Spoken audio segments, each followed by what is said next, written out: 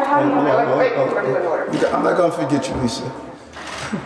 Thank you, Mr. Mayor. Could you talk about this change you want to make to the state's raise the age law with 16 and 17-year-olds?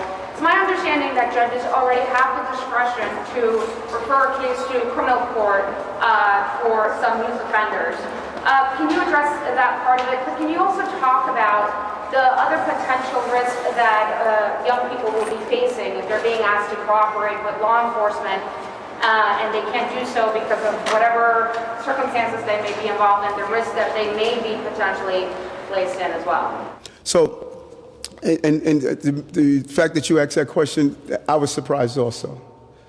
For murder is one thing. There's a couple of parts of raise the age we must look at, and it came from my interview and my conversation with judges.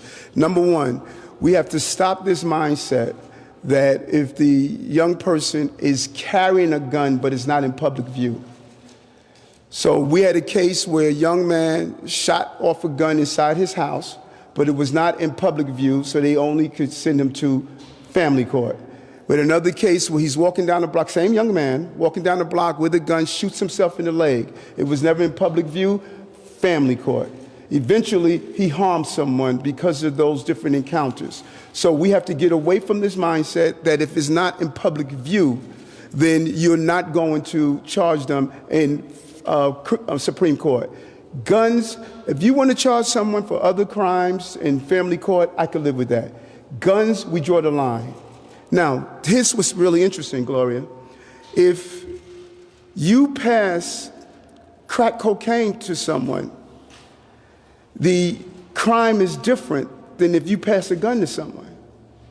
This is not making any sense.